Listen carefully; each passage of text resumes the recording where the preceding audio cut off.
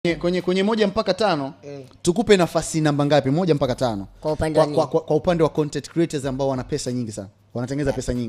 Kwa kutengeneza pesa mimi usiniweke huko. Bado hujaanza kutengeneza pesa. Bado hizo pesa ambazo mnazizungumzia mimi bado. Kwa mfano hiyo clip yako, kwa sababu umesema kwa TikTok bado haijaanza kulipa kwa upande wa Bongo. Kwa upande wa Instagram vipi? Kwa mfano kama hiyo content yako ambayo imeenda ina milioni 56 imekuingia kitu gani? Instagram tunalipa kwa matangazo ya maduka au nini brand. Hawa sasa hivi wanapiga hela Facebook. Kumbe Facebook ndo wanapopiga hela. Kwa Facebook wanakulipa?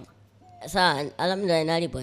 Facebook ndo unaingiza mkwanja Kwa mfano mkwanja gani mrefu ambao ulishawahi kuingiza kupitia mtandao wa Facebook?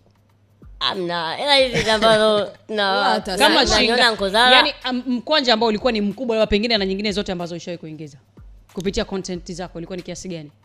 Wewe nifanikiwa, kuna kitu nikifanikiwa zaidi nitatangaza. Basi mdogo. Kwa sababu ni hela hizi nazo ziweka mwisho wa siku tunafungua vitu tofauti. Kama hivyo na ndugu na jamaa na nini, kwa hiyo ni hela ambazo unaweza nikalipa watu naofanya nao kazi kwa kupitia hiyo mitandao, naweza wazazi nini, ni hela zinakimu vitu kama hivyo. So hela kusema na hela kwamba mtu yote anataka kanishtaki nisifungwe, naweza kushtakiwa nikafungwa. Hela hizo sina za kutoa. Ana siri yake. Hebu tuwe serious sasa hivi. Lakini hapo kwenye hiyo pesa ambazo unatengeneza, umesema kwamba ni pesa ambazo zinatosha kulipa watu.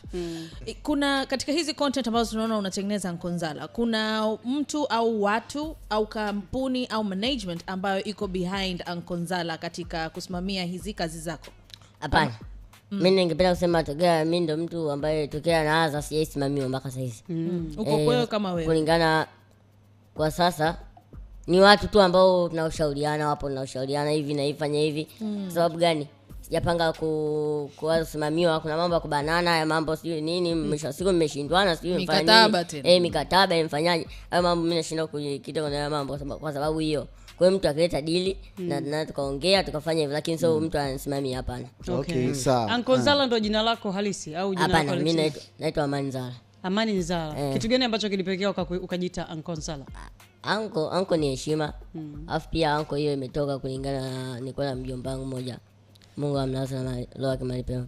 Amen. Alikuwa anapenda sana kuniita anko. Kwa ile jina nikalipenda sana anko.